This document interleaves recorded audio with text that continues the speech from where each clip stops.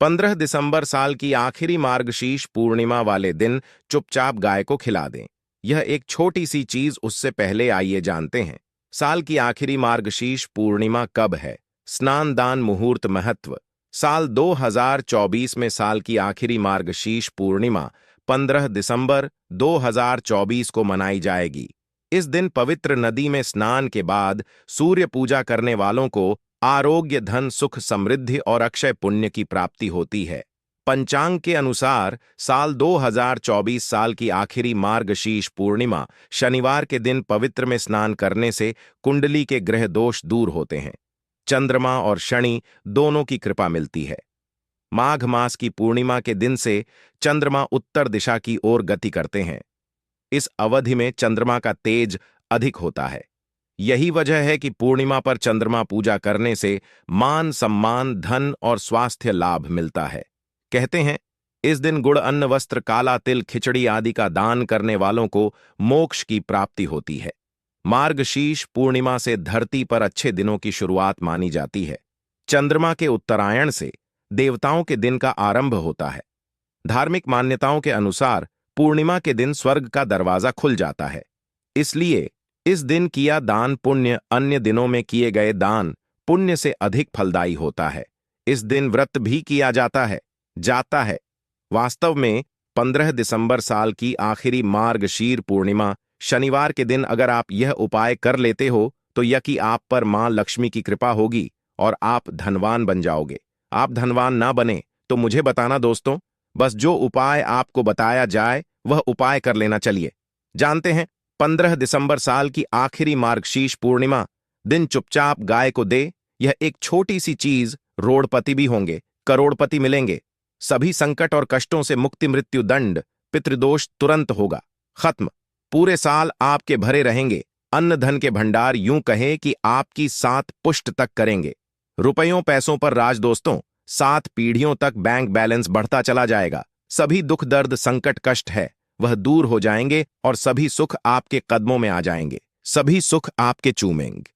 यदि आप यह एक छोटी और खास चीज चुपचाप गाय को खिला देते हैं तो तत्काल गरीबी आपके जीवन से खत्म हो जाएगी। यूं कहे व्यक्ति रंग से राजा बन जाता है और 33 कोटि देवी देवताओं को धारण करने वाली गौ माता की भी कृपा मानव पर आजीवन बरसती है। मानव के घर में कभी भी अन्न, धन, वस्त्र कमी नहीं होती है। धन के भंडार मानव के घर में भरे रहते हैं। मानव के जीवन से गरीबी खत्म हो जाती है।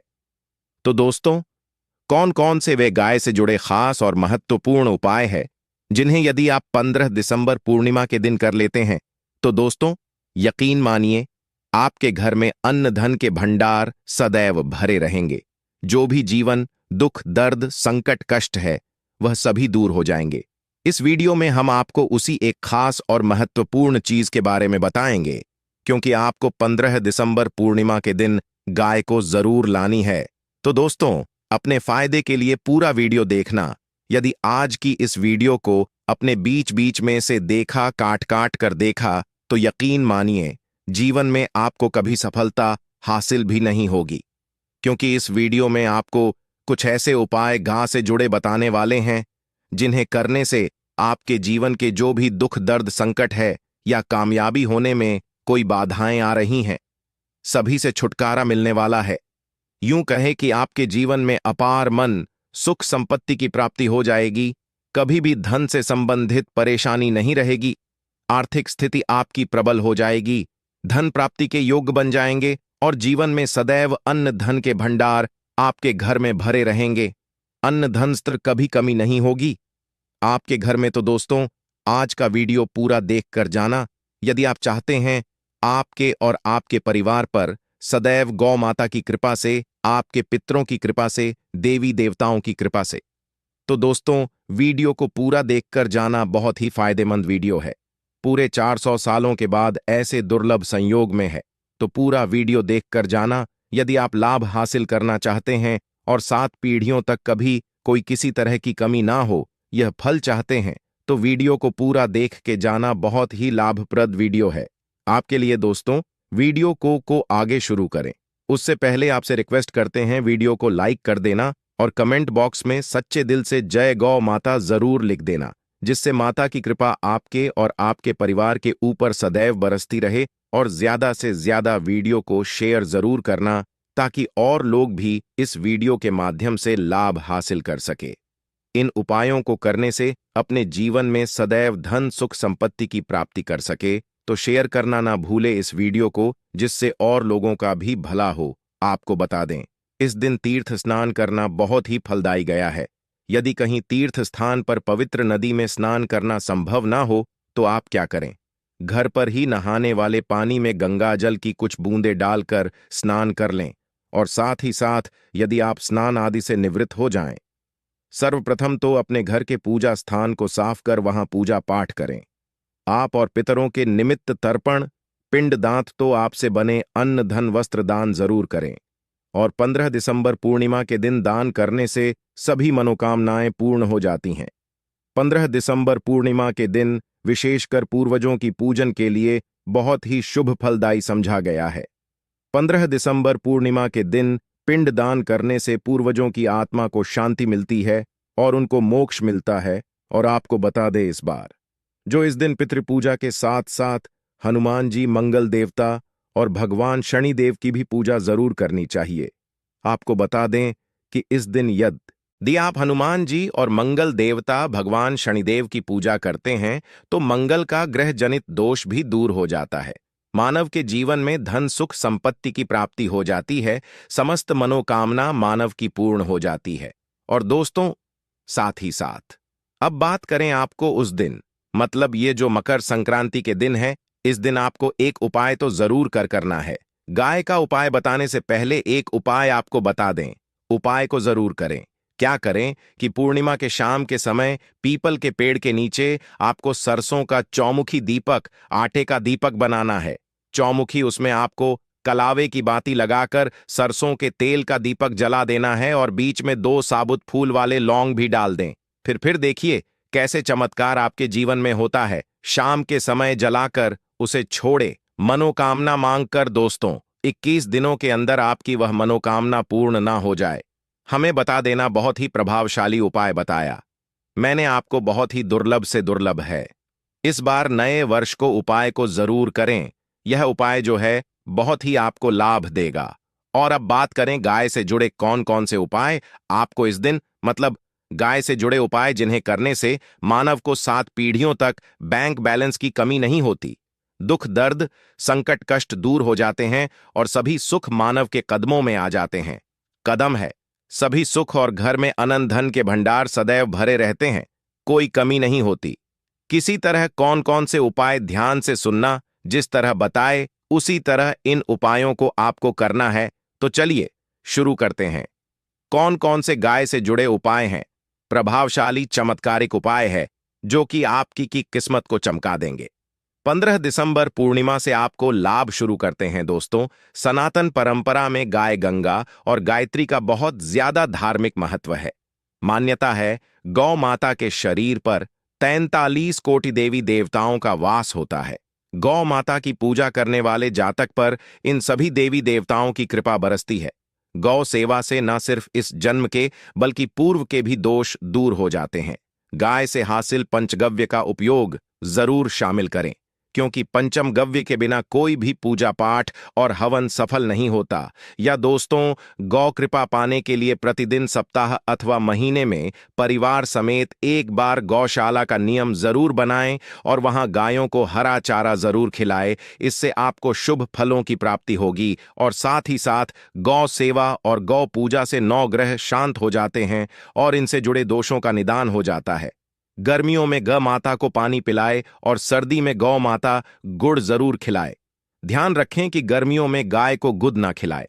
अनेक देवी देवताओं को अपने शरीर पर धारण करने वाली गौ माता से जुड़े कई शुभ और अशुभ संकेत भी होते हैं। मसलन, गाय का दूध देते समय यदि गाय ठोकर मार दे और सारा दूध बिखर जाए तो अब शगुन होता है।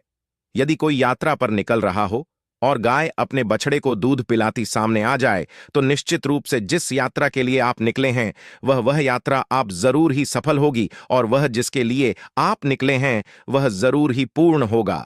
यात्रा पर जाते समय बाईं ओर गाय की आवाज और रात्रि में गाय की हुंकार करना भी शुभ होता है।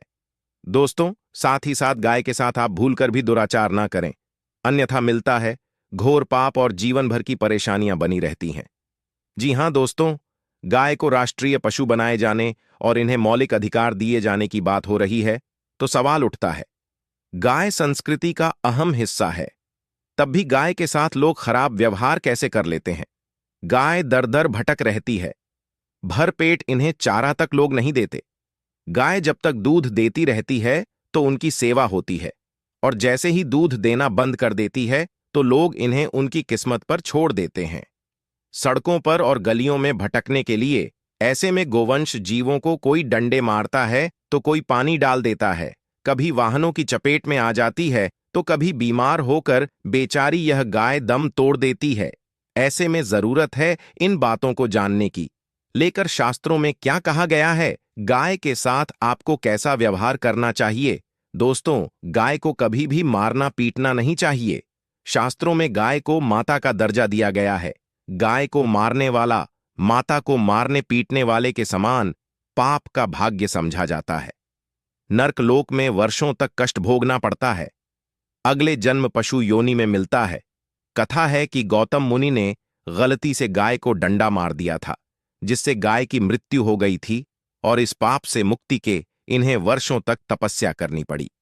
भगवान श्री कृष्ण जी ने बैल स्वरूप में आए वृद्धाश्रम का वध कर दिया था, जिससे मुक्ति के लिए भगवान श्री कृष्ण को संपूर्ण तीर्थों को एक कुंड में बुलाना पड़ा, और इस कुंड में स्नान से वह पाप मुक्त हो गए थे। दोस्तों, साथ ही साथ पानी पी रही गाय को गाते हैं, वे घोर पाप के भागी बनकर नरक भोगते हैं, ऐसा पुराणों में बताया गया है। जबकि जो लोग गाय के लिए प्याऊ चार बनवाते हैं वह महाभाग्यवान होते हैं। ऐसे लोग घोर पाप से मुक्त होकर स्वर्ग पा जाते हैं और बड़े ही धनवान कुल में जन्म लेकर सुख भोगते हैं, और साथ ही साथ आराम कर रही गाय को कष्ट देकर कभी भी उठाना नहीं चाहिए। कहते हैं कि जिस स्थान पर गाय बैठी है वहां से नकारात्मक ऊर्जा खत्म हो जाती है। गाय के बैठने की जगह को जो लोग नियमित साफ रखते हैं वह जन्म में किए गए जाने अनजाने में पापों मुक्ति हो जाती है और गोलोक में स्थान पाते हैं। गाय को डंडा मारकर उठाना, पानी डालकर उठाने से मनुष्य पाप का भागी बनता है और अगले जन्म में उसे दर दर भटकना पड़ता है।